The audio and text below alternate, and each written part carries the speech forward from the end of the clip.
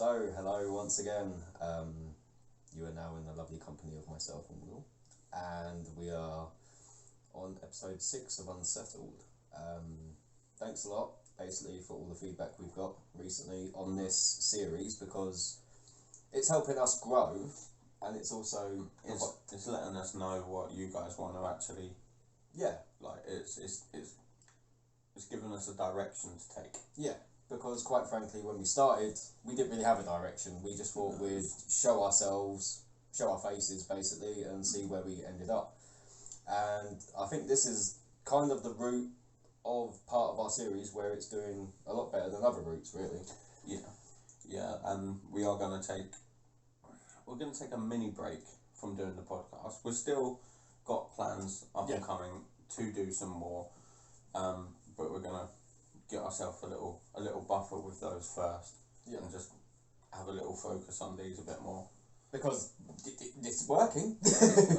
So you guys, thanks a lot for all the views, likes.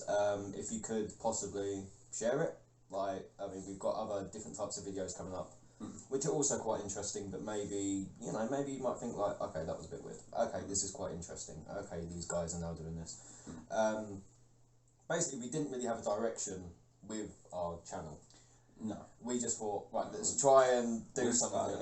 Start off chatting about a few things, and see what people like, what feedback we get. And it's come to a massive standstill that when we released Jack the Ripper and our thoughts and theories on that one, it spiked. It spiked.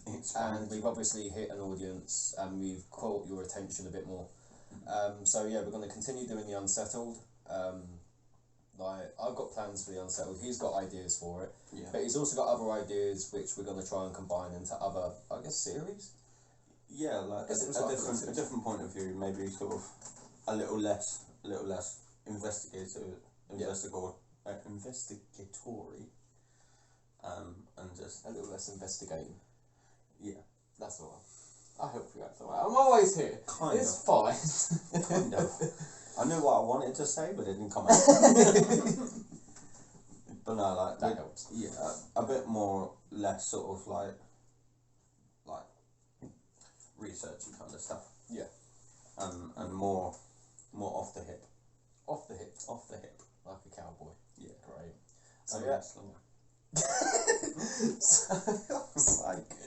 So this is the Unsettled. This is episode 6, and we're about to delve really deep into a famous artist, Vincent Van Gogh, and we're going to give you a bit of a bit of his upbringing, a bit of his trials and tribulations throughout his life, and then we're going to get to the point of whether he killed himself, which many seem to believe, and then we're going to get to the point of did he have mental issues, or was he actually, I'm going to throw this at you now, was he actually protecting someone? There's 2 or 3 theories. Yeah. There's not a lot, but there is a few theories but there's that enough. we will go into. Yeah, there's enough. In this one. So, Vincent Van Gogh was born March the 30th in 1853. 53? Yeah. He was the oldest child to Theodorus and Anna. Vincent had 5 younger siblings, and his closest relationship was with Theo. Yeah. Do you want to say a bit more about his siblings? He had basically had 3 sisters and 2 brothers. Okay. As you already mentioned, Theo was the oldest of the 5 siblings. Yeah. Sorry. Then you had one of the sisters was Willem. Willem or Will Van Gogh. Then you had the second was Elizabeth. Herberta de Queenie Van Gogh. I'm glad you wrote this down. This is why I just stuck to the one he was in a really good relationship with. Yeah, she actually married into she married into quite a wealthy family. Oh, so she did well. So she's got a title. Yeah. Okay. She lives in a lovely chateau in the northern France. Oh. Well. And obviously as I said, she married into wealth. Oh. So she gained a title with her. So she did quite well for herself. Oh yes. Yeah. The third sister was Anna Cornelia Van Gogh, and the second brother was Cornelius Vincent. I do like the name Cornelius. I swear I named a hamster Cornelius. It sounds very. It sounds posh. It does. It But the does whole sound family posh. does sound posh. Oh yeah. It's the last name. It's the last name. So he got really good grades in school, and he decided to leave school before graduating. At 16, he became an apprentice with an art dealer. He also worked in London and Paris. He was a lot of art galleries as well. A lot of art galleries he's kind of interned at, basically. Yeah. So basically, he actually got dismissed in 1876, 2 days after his 23rd birthday. So he sounds like he's doing all right. It doesn't sound like... He's doing a little bit of everything in the field that he's chosen, basically. Yeah. Like, So he's literally doing it gaining quite well. experience. Yeah. In 1881, after wandering around Europe between jobs, he then moved in with his parents due to lack of direction. Yeah, That kind of happens to most people if they haven't got a direction. he kind of lost what he was focusing on by that point. I mean, like, if you're between, 18 and 30, and you still don't really have a rough idea of what you're doing, think about this guy. This guy just winged it. Yeah. He literally just winged it. Which I think was kind of alright. His brother, Theo, was now a manager of an art company. So it kind of seems like one did really well, and Vincent kind of swung around a little bit. Well, yeah, as I said, he went through art galleries, he went through art dealers, he went through being an amateur artist. Like he dabbled in every bit of the sector. Yeah, but then to try and find out what really. You have to think he's probably got loads of stories to tell, and I think he does share a few. To be fair, the whole family have been within the art genre. Oh, so they're all kind of stuck to the they've all stuck to artistry. So basically. we can kind of understand that Vincent was close to his brother, but Theo, his brother he was closest to, would have to send him money. Yeah. He was constantly sending Vincent money. Vincent would also leave his family's home for months on end and then return. Yeah. No one really knew what this character was doing. No. Again, it was suspect that he was, going out and doing little bits and pieces. Yeah, but like anyone would, just to try and get a little bit of money. It fascinates me because he always comes across as a wanderer. You know, like when you watch them movies where someone just strolls in and then leaves town and then comes back. He's kind of like that. He's always the guy that pops back in the picture every now and then. So in 1884, Vincent was now around 30 years old, or around 30-ish mark. Yeah. He wanted to pay his brother back for all the money he'd been lent over the years. Yeah. Because it seemed that Theo was kind of his funding source, kind of like a personal debt collector, really. Yeah, it was. He didn't really like to borrow the money, but he needed. He needed the money to keep funding his art and expeditions to different places. Wherever, different places. So him and his brother kind of came up with an idea. Vincent would send him pictures and paintings. Yeah. And his brother would try and sell them. That didn't happen. He made nothing. No one wanted Vincent's pictures at all. And to me that's kind of shocking because you kind of see in a little while when we get talking how popular his paintings actually get after his legacy. Like for his whole legacy his paintings are, Oh yeah. It's a slow build. Yeah. It's a very slow build. So I guess Vincent was still failing, at his own drawings at this moment in time. He was still trying to create a certain image that wasn't quite what, should I say, Paris or London or anyone else really wanted at that time in terms of art. I mean, he was still travelling, obviously. He was still trying to get better, but at this point, I don't think much of it. I mean, he was doing a lot of portraits, a lot of cityscapes, a lot of different ideas that I think that possibly weren't falling into the category of what loads of people wanted. No. And to be honest, he did get better. He got better with his painting as time went on. But, you got anything to say before I carry on? No. Yeah, sure. Yeah. He did suffer from mental health. And he, in my eyes, and in many other people's eyes, this is where his best work started coming into it. Yeah. I mean, it's kind of a shame that you have to be in a very dark place to create something amazing, which then people will be like, oh wow, that's really good. Yeah, it really summed up the era, really. Like Yeah. The post-impressionism. Yeah. Like, I mean, it's you have to, like, you know, back then, being an impressionist, it's not the norm. No. It's not the norm. Everyone was doing other things. And to think that this guy did have mental health issues, like, and I suppose that's not really the norm back then either, to suffer these types of issues. No. But he did do a really weird thing. So in 1888, he severed his ear, wrapped it up, and gave it to a sex worker. And I'm thinking, like, why? Why? Like, surely that's going to hinder your job career.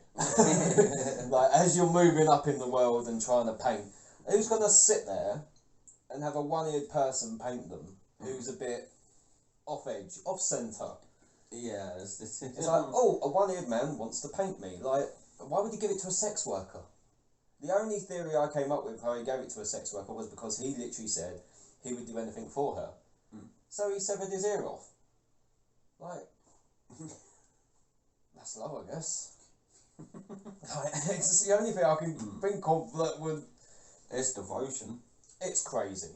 It's mental. It's crazy what you would do for love at this point.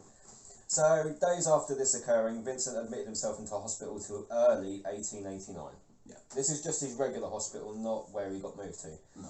But this is where he... No, but the most important thing is he admitted himself. Yeah, he knew he had a problem. Yeah. Which I think not many people realise. No. Until it's a bit too late. So yeah, get help. Mm-hmm. Months after painting, Mm-hmm. in the psychic wards, he had a 1 year stay in hospital. Mm-hmm. His starry night actually came from him being in a mental hospital of some sort. He did others as well. There was a painting of a gentleman. Yep. Who was just sitting at a chessboard. It's really interesting. Like I said, for someone to be in a dark place to then start creating better pieces of work. Like, I mean, obviously he was taking medication. He was. And this includes, like what you've wrote down, his brush strokes, the use of colours. Yeah. And to me, I'm like, wow, this is where this guy, like, it's a shame he had to suffer a mental illness To be this good. Yeah, to get better, basically. Yeah. But it's always weird how things happen. Oh yeah. I mean, when I did photography, I was in a very dark place, and then I managed to build something. As we've agreed, like it was your. It was my way out. Release. Yeah, and gradually, obviously, that made my calling card. If that made sense. So for this guy, like, you probably see yourself as this guy as well. See certain aspects of his life and be like, certain aspects. You're like, oh wow. Certain aspects, like it's the he took his art upon himself. Yeah, he was like, no. He was purely devoted, just purely to try and basically find out different ways of doing things, different brushstrokes, different colours, different variations, and obviously going back to it's the post-impressionism. So it's like you've got to try and get your own edge. Yep. And obviously, as you said, with the Starry Night, if you look closely, you can see individual swells. Yep. And it's where basically with the not being like offensive or anything, but it's the antipsychotic drugs that he was on. Yep. To begin with, because they didn't really understand what was going on. No, he obviously checked himself in. Yeah. And then they had to run analysis and try and figure him out. Like, they've got to diagnose him somewhere. Did you know the actual Starry Night photograph was actually him staring out of the mental hospital window? It's actually him having the view of the city, if that makes sense. Yeah. Of where he was staying. So when you next look at that picture, just think he was actually in a mental asylum, painting that right next to the window, looking out.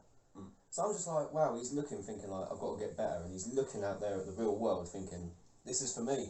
I can be out there. But it's kind of sad he had these mental health issues. I mean, I don't even know what mental health issues he had. But clearly, if you're going to cut your ear off, you've got something.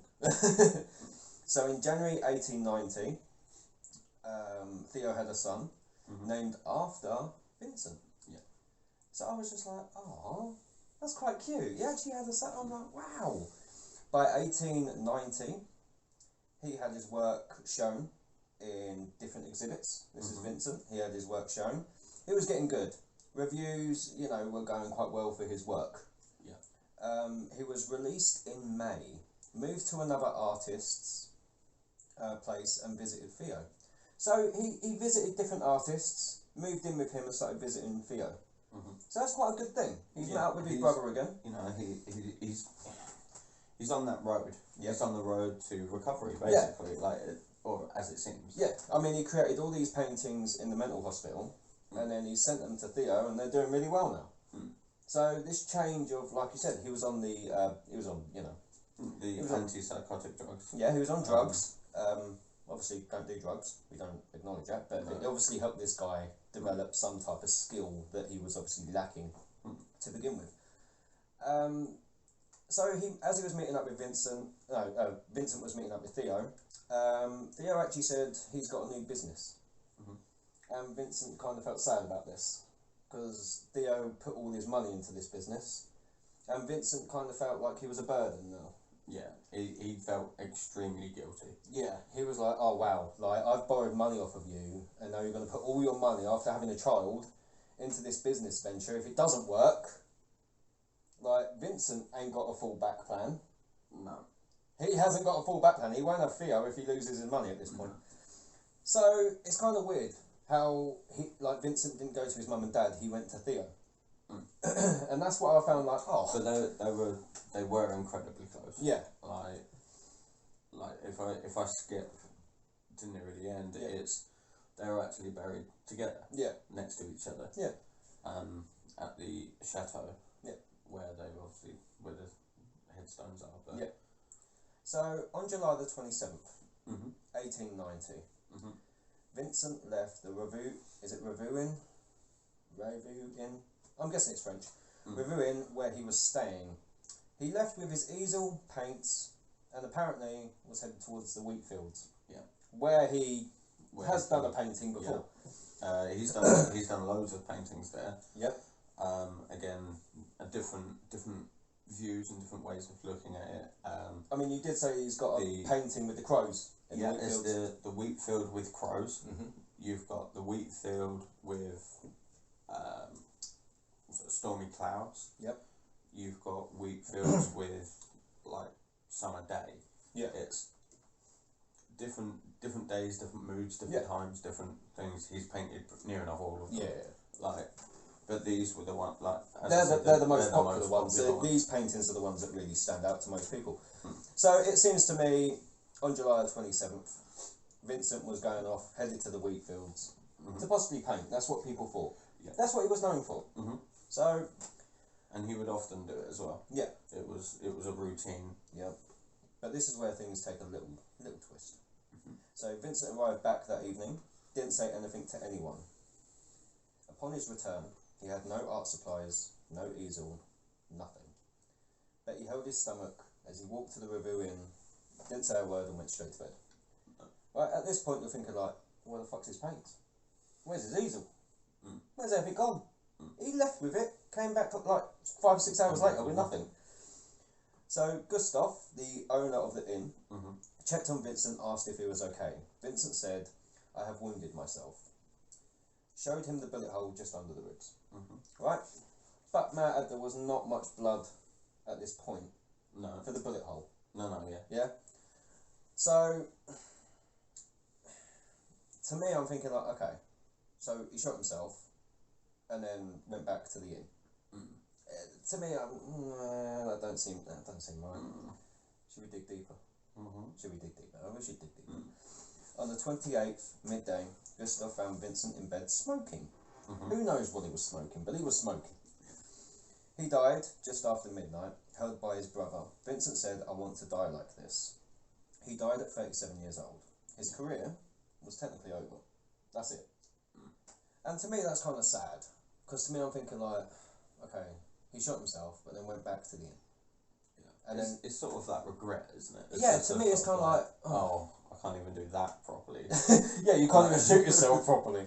But He left behind 1,300 plus works on paper. Yeah. So it makes me wonder how much they're going to be worth now. Yeah, it's 2,100 altogether. Yep, and then over 800 With paintings. sketches. Yep. Yeah. And over 800 paintings. Mm.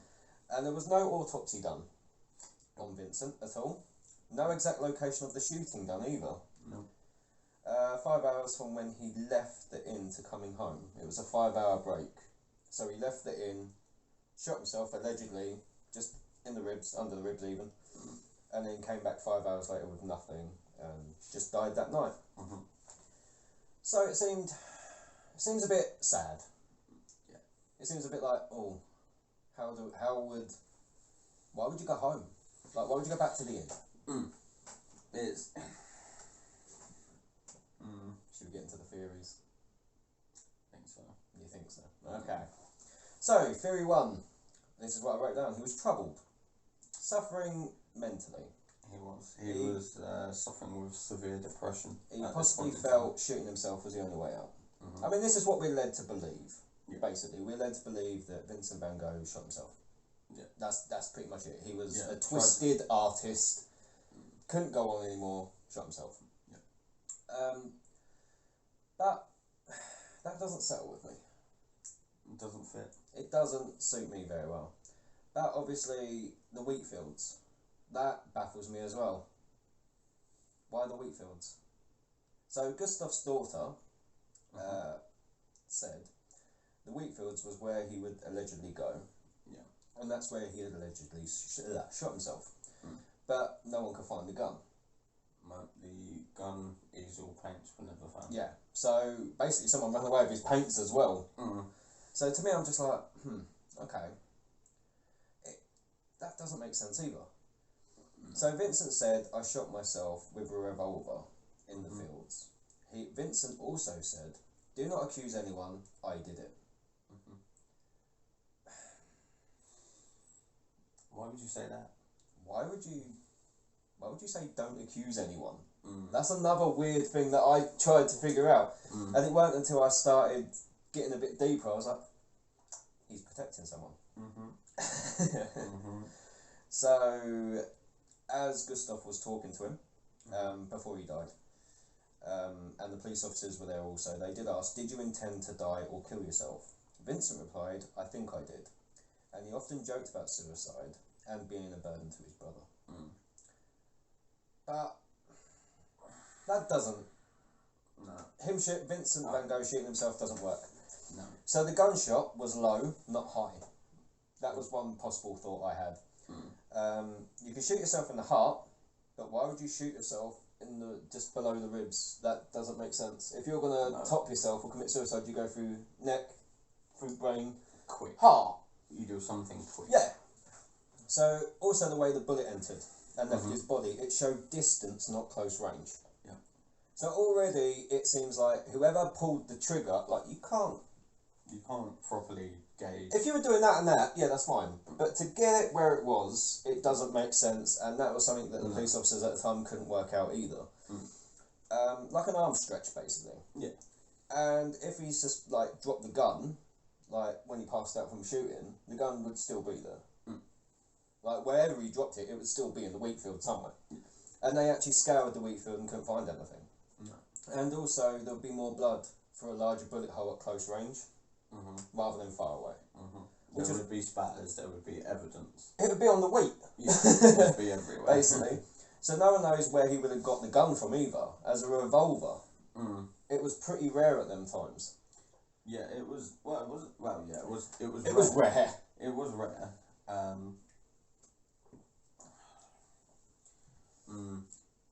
You're waiting for the next bits, aren't you? Okay, so the revolver actually plays a really big clue into his death. The revolver itself plays the clue. Yeah. But like what you said, there was no blood, no gun. It was a sunny day. There was no blood anywhere on the corn. Nothing. Vincent also said, he was a religious man, said, suicide is wicked and demonstrates moral cowardice. Yep.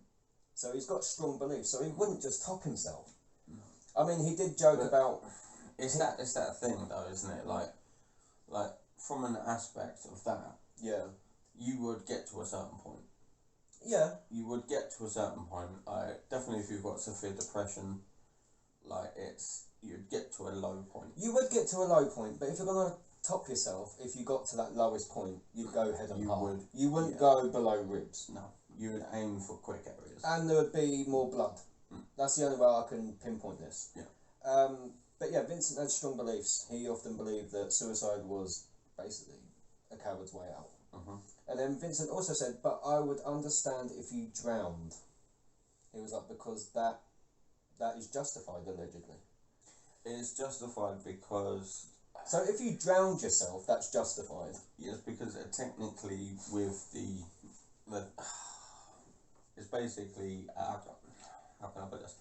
Cleansing the soul, because obviously it's a water, and obviously God created everything, and you're cleansing himself in something in his creation. Also, if it was suicide, there would have been a suicide note. His brother didn't find suicide notes, just found ramblings on pieces of paper. Yeah. So different things that you want to try and do. So here is where theory 2 now makes a bit more sense. Okay. Are you with me on this still? Away. Are you still with me on this? I am. Okay. So I'm putting it down to he was possibly shot by local boys and he protected their identities. Yeah. That was my thought process. But it fits to an aspect. Right. So Vincent was quite eccentric, as we kind of gathered. He would approach people, ask if they would sit for him while he drew them. Most people ran away due to his cut ear and how he looked and how he acted. Yeah. Right? But boys would bully him, pretend to be his friend, then steal from him, or put snake in his painting supplies. Yeah. They bullied him due to his looks, especially around the town he lived in. So to me, I'm thinking like, okay, they bullied the poor man. Did he take it? Possibly. Did he not? Who knows? One of the boys, named Rene, he said, and I quote, "Our favourite game was watching him get angry. That was really easy to do." So I can imagine he's painting and all his kids come over and just like fuck up his paints and run away. And he's like, you can imagine it, can't you? Yeah. But Rene's older brother, Gaston, Gaston, was an aspiring artist who would listen to Vincent's life stories. So Vincent would put up with his little brother Rene just to hang around and have a friend in Gaston. Oh, yeah, Gaston. Rene just enjoyed bullying Vincent and hunting. Yep. That kind of makes sense. So after Rene saw Buffalo Bill, this is quite interesting, the Buffalo Bill Wild West show, Rene would dress up as a cowboy with a full proper outfit and a revolver. And it was a real one. It was a real one. So, already, Vincent would get revenge on him though. Vincent called him Buffalo Pill. Yeah. Which is quite funny. Buffalo Pill. Say that in a French accent. I can't even do French. I can't even do English. Many believe Vincent argued with Rene and Gaston, tried to calm the situation down, then the brother ended up shooting him. That is one thing that plays a part. We have actually got a quote from Rene. Okay, go on then. He said, "I often used to point my gun at him, pull the trigger, and shout, 'Ha ha, you're dead.'" Well, this ain't looking very good for him, is it? The thing is, he also go on to say that the gun would always malfunction. So maybe they were playing. There was no bullets. Allegedly. He would say, it wouldn't fire. Yeah. You could pull the trigger, but it wouldn't fire. The firing pin wasn't in it. Yeah. Basically. Well, I'm trying to think. Do you think Vincent and the little brother Rene? Do you think they just had an argument? And Rene just shot him because Rene liked hunting. He had bullets. That's the thing. But as he has put down himself that the gun didn't work. Okay. It didn't have a firing pin. It was purely for costume. Okay. But then we're going to go back to... It was real, but it didn't have... We're going to go back to what Vincent said, though. No one shot me. I did it myself. Do not accuse anyone.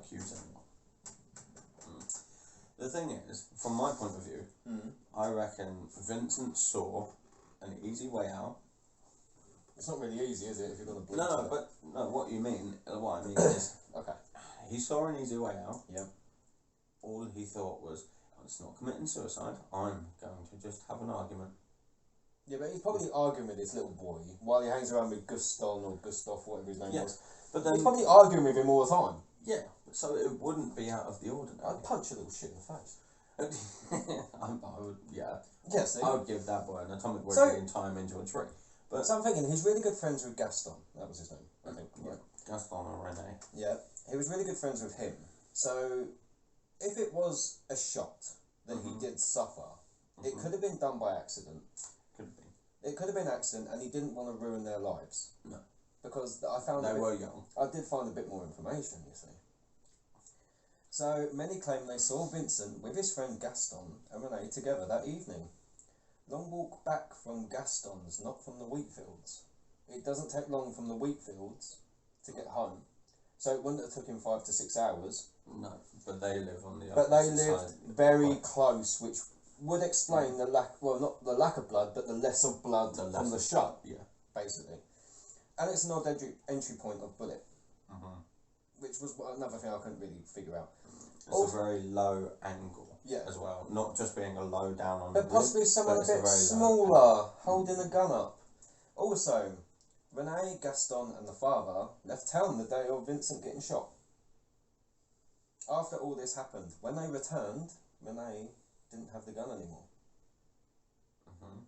So I was like, oh, where did the gun go? But like I said, when Renee was asked what happened to the gun, Renee was like, Vincent stole it from me. That doesn't, no. Why would an artist take a shitty little revolver that allegedly malfunctioned? I know, it doesn't. He could have got any other gun and blew his head off. True. Basically. But then, as you said, they were very rare. Yeah. So, he saw that. I suppose... I know what's wrong with that. Yeah. Maybe, or something. Like, we just don't know. I mean, to me, it comes across like an accident happened. He got home, so there wasn't so much blood like there should have been if he was 5 or 6 hours away. I reckon there was an accident, and he didn't want them to get charged for murder. I reckon that's what it came down to. I've a third theory, which might give you a bit of a swing ball. Yeah. But if you've got anything else to add to that one. No, that was all I had, was the fact that obviously the father and the family left town after Vincent got home and they came back with no gun. Yeah. That kind of and it was a revolver bullet. So obviously going back to your first theory about suicide. Yeah. Later on, they went back over the police records, the individual statements that, like the first people, like the bartenders, the people that ran the inn that he stayed at, him, his daughter, and blah blah blah. I think it was the first 10 people that they took their things from. They found out that, so if you take this back to basics. So, the revolver was a revolver that you had black powder and a fuse. If you fire one of those guns, you would have powder burns behind you. It would dish out gunpowder. Now, that evening, Vincent Van Gogh was wearing, or Gough or Go, whatever. He was wearing pure white. And those French t-shirts with the big frills around. The frills at the edges. So that would have caught a lot of powder. And you would never be able to get it out. Wasn't it a really sunny day as well? And it was a really sunny day. And he was proper clothed up. He was. He was proper. He wore his jacket and everything. And as I said, there would have been powder burns on his arm and powder burns around the area. There was none. There's another thing called tattooing. So that's where if you shoot, again, the black powder, because it's so hot, because of the fuse, it burns into the skin. And it would eat through it would eat through cloth. It would eat through any If it was close range. Right? If it was close range. Right, got it. So you would have tattooing around. So it'd be like a paint paint splatters. like lightning coming away from the things. So already it kind of, in my head, it was like, nah, it's not theory one. Yeah. No way is it theory one. No. So, theory 2, you're the two boys. Yeah. The one that he's really, really good friends with. His only friend was Gaston. His only friend, Gaston, and obviously Gaston's younger brother, Rene, the little shit. Yes. Yeah. Now, I don't believe the theory 2. Okay. But I believe they were involved. Okay. There is a third theory that is circulating. It's relatively new. Go on. I'm all ears, sir. And I only know this because I quite like Vincent Van Gogh. Oh, carry on. And so, basically, the theory 3 is that he gifted, on his last day, he gifted the easel and the paints to Gaston. Okay. That would make a bit He went to sense. visit them. That's why it took so long. Well, he was there for a long time, yeah. He was there for a long time, yeah. He was there for a long time. Yeah. He went to visit them. He explained to the family what he wanted to do. Or, like, I want to, my time is done as an artist. I'd like to present your boy with my easel and paints to get him started. Yeah. Then it gets a bit weird. Okay. Because then it's saying, as he was leaving after giving Gaston pretty much his easel and all the paint supplies. Yeah. Rene was jealous because he didn't get anything. He then built up this argument, had a fight, blah blah blah, and he said, basically he told Rene, you can shoot me now, and because of your age, you will not. Nothing will happen. Nothing to happen Yeah. you. And that's all you're getting, basically. And then, obviously... Then Theory 2 comes into it. And then where Vincent basically protected their identity. Yeah. So basically, he was killed. He was killed by Rene. Yeah. So we've agreed from that standpoint. From that standpoint, yes. Yeah. And it does make sense. It makes sense. It clicks on so many things. But then, I'm also thinking, was Vincent Van Gogh actually... But there is something about that he was on his way to meet a lady or a female that he had met whilst he was painting the wheat fields, the farmer's daughter or But the then farmer's people have said they saw Vincent with Gaston and the little brother. So or what they believe. Well, they said they saw them all in the front garden or whatever it was. Yeah, talking. And they said that the argument did kick off. Yeah. So already, like many people believed Vincent did suicide. Many people do. But then to me it kind of sounds like the guy's got his head on quite well because he's protected the identities of two people. And he's had a very traumatic experience. He's had a traumatic experience, but at the same time, he's actually got a good head on his shoulders because he didn't want nothing to happen to his best friend. And despite the little shit being a little shit, he protected him as well. Oh, he was quite a nice man. That quite made me sad now. I thought we weren't going to agree on a theory. Well, nor did I until we both started looking into this one. I mean, it's quite funny, right? Because I will give him the subject matter, and I've already got my subject matter all done. And I'll sit there and write out little points, and then he'll write his little bit, and then when it comes to recording these, we don't know what each other's got. Yeah, no, we've and pretty this much is twice now. Different. This is twice. the second time we've agreed. No, third. Not fully agreed. No, but we did agree with Edgar Allan Poe's one. Yeah. This is the second time that we've fully agreed. And the sort of family. We agreed with the mafia definitely was involved. Well, because they weren't burned. No, we agreed that the mafia was involved. But we don't know what happened. We disagreed. Okay. And the Bermuda Triangle, we could stick your Atlantis up your arse. But yeah, that was. No, that is agreed. Yeah. I can So that is the. I wouldn't say it's really a mystery. I mean, it's there in black and white if you look at the evidence, quite frankly. But then, to be fair, there's not a great deal of physical evidence. No, and like it's obviously didn't go to the wheat fields because the gun would have been there. No. And it's just weird that the family, like the father, Renee and Gaston, went out of town on a train and then came back with no revolver. Like whatever they did with it, someone needs to find it. It's probably worth millions. Then again, Probably in a safe deposit box somewhere. I bet they threw it into the water. No, they probably travelled somewhere, threw it in the water, and went around, travelled somewhere else and walked. It's a shame no one can speak to these people.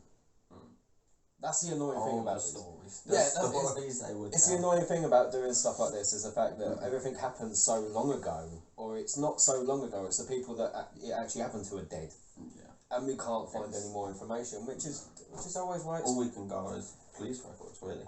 Yeah, and it's annoying because everything really we do is unsettled. You know it is. But that was Vincent Van Gogh, and I hope you guys liked it. Hope you guys can try and figure out the little puzzles and pieces in your own head. I mean, he was a good artist, and it's a shame it happened to him, really. I will just say where he's actually buried. Oh, go on then. So Vincent was buried with his brother Theo in the village of. I'm going to murder this, so. You've murdered a lot of it, so please go. You murder a lot of these words. Right, so the village of Oise. I ain't got a clue, mate. I don't speak French. Yeah, it's Evers Oise. It's like Oise. Basically. I can only French kiss. I can't speak French. We're not doing that. No, we're not. But yeah, go visit him. Go say hello. And maybe, like, if you guys have your own theories on what happened, let us know. Let us know. See what you can find out for yourself. We do read the comments. Yes, we do reply. And we do reply. Well, I reply. Well, you reply. I reply. He's asleep. That's kind of how it works. So, if you like the video, please actually just like it. Share it. Subscribe to us, because we're only going to get better and we're only going to get bigger eventually. I hope so. But yeah. That was episode 6 of Unsettled. I'll see you in the next one. See you there.